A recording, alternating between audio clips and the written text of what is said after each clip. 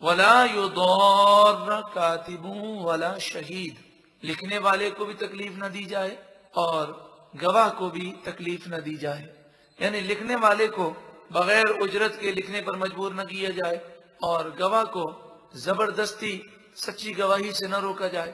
وَإِن تَفْعَلُوا، اور اگر تم ایسا کرو، فَإِنَّهُ فُسُوقٌ بِكُمْ، پس بے شک یہ تمہارا گناہ ہے۔ وَاتَّقُوا اللَّهَ، اور اللہ سے ڈرو۔ وَيُعَلِّمُكُمُ اللَّهُ، اللہ تمہیں سکھاتا ہے۔ وَاللَّهُ بِكُلِّ شَيْءٍ عَلِيمٌ، اور اللہ ہر چیز کو جاننے والا ہے۔ وَإِن كُنتُمْ عَلَى سَفَرٍ، اور اگر تم سفر میں ہو، وَلَمْ تَجِدُوا كَاتِبًا، اور تمہارے پاس لکھنے والا کوئی نہ ہو، پھر کیا کرو؟ فَرِحَانٌ مَقْبُوضَةٌ، تو کوئی چیز گروی رکھ دو، اس کے قبضے میں دے دو۔ اب گروی رکھنے کی دو صورتیں ہیں۔ ایک تو صورت یہ ہے کہ جتنا قرضہ لیا اسی کی مقدار کوئی چیز گروی رکھوا دی، اس کا تو فائدہ آپ کو ظاہری طور پر سمجھ میں آ جاتا ہے کہ وہ اس چیز کو دوبارہ حاصل کرنے کے لیے قرضہ واپس کرے گا۔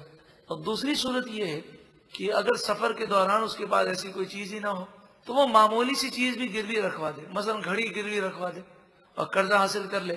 یہ فائدہ کیا ہوگا؟ یہ فائدہ یہ ہوگا کہ اگر قرضہ لینے والے کو شیطان نے بھلا دیا تو اسے گھڑی دکھائی جائے گی اور کہا جائے گا دیکھو یہ تمہاری گھڑی ہے، یاد کرو تم نے گھڑی مجھے کیوں دی تھی۔ تو اسے مجبور ہو کر اس بات کو تسلیم کرنا ہوگا، اور اس موقع پر اگر ہو سکے تو دو گواہ بھی مقرر کیے جائیں۔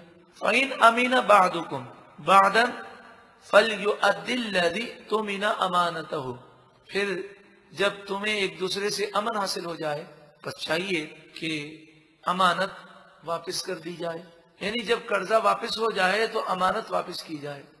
امانت میں خیانت کرنا بہت بڑا جرم ہے، بلکہ امانت جسے رکھوائی گئی وہ رکھوانے والے کی اجازت کے بغیر اسے استعمال بھی نہیں کر سکتا۔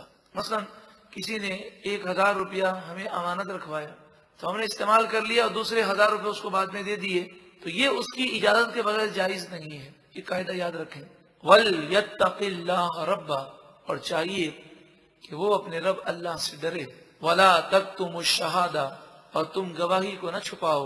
وَمَن يَكْتُمْهَا، اور جو کوئی گواہی کو چھپائے گا فَإِنَّهُ آثِمٌ قَلْبُهُ، پس بے شک اس کا دل گناہگار ہے۔ وَاللَّهُ بِمَا تَعْمَلُونَ عَلِيمٌ، اور اللہ تمہارے تمام کاموں کو خوب جاننے والا ہے۔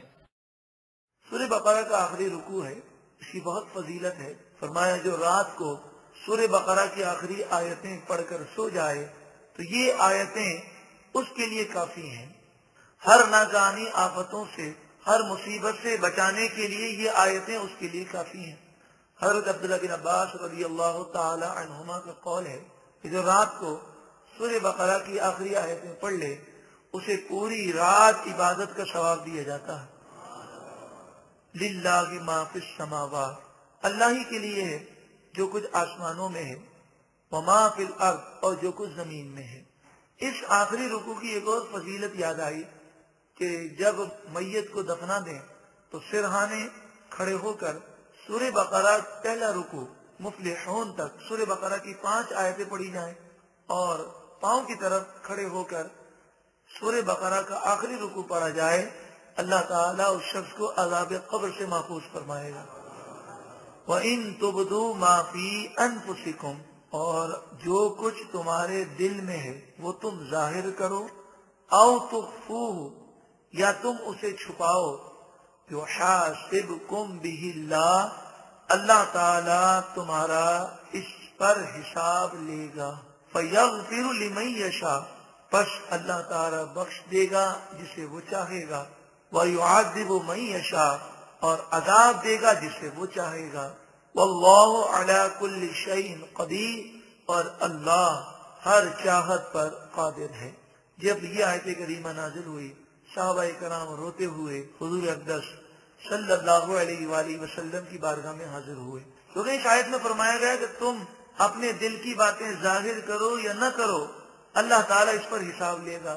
تو صحابہ کرام نے عرض کی یا رسول اللہ صلی اللہ علیہ وسلم، ہمارا دل ہمارے قابو میں نہیں رہتا، بسا اوقات بعض خیالات آ جاتے ہیں اگر ان پر ہی پکڑ ہوگی تو ہم کہاں جائیں گے؟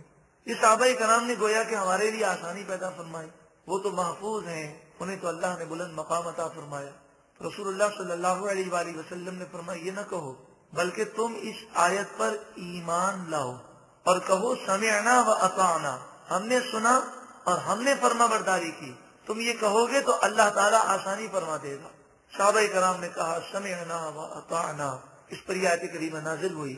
آمن الرسول بما انزل الیہ من ربہ، رسول ایمان رکھتے ہیں اس کلام پر جو ان کے رب کی طرف سے ان کی طرف نازل کیا گیا.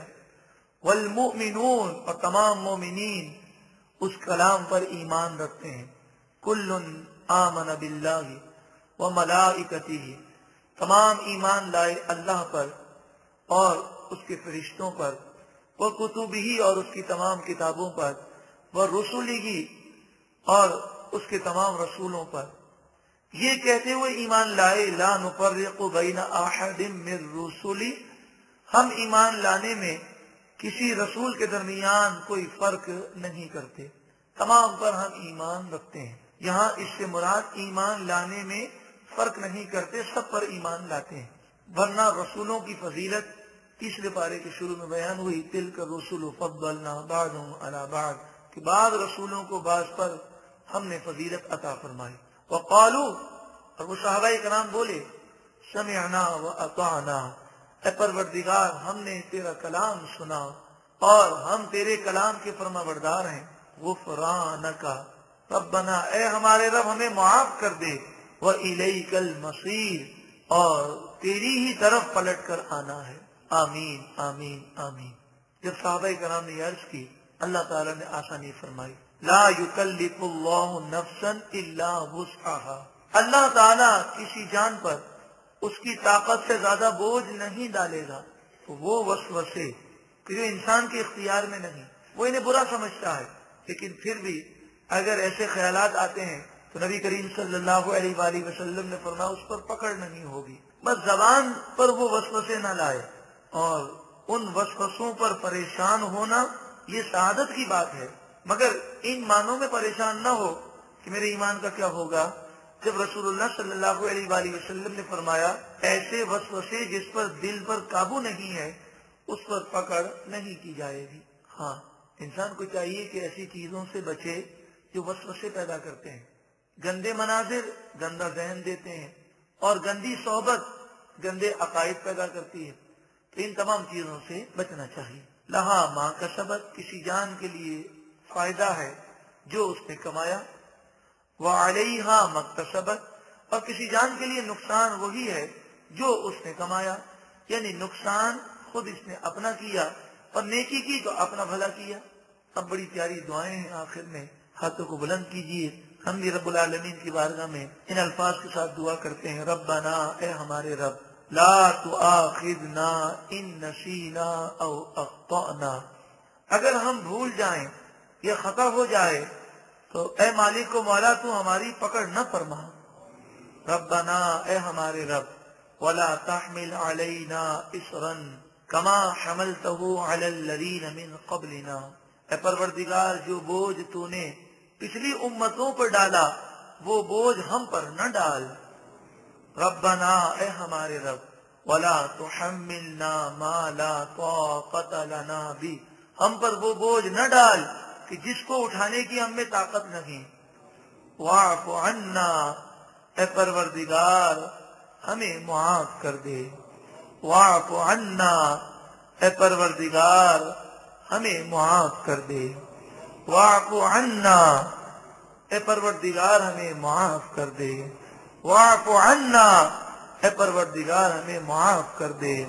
واغفر لنا، اے پروردگار ہمیں بخش دے. واغفر لنا، اے پروردگار ہمیں بخش دے.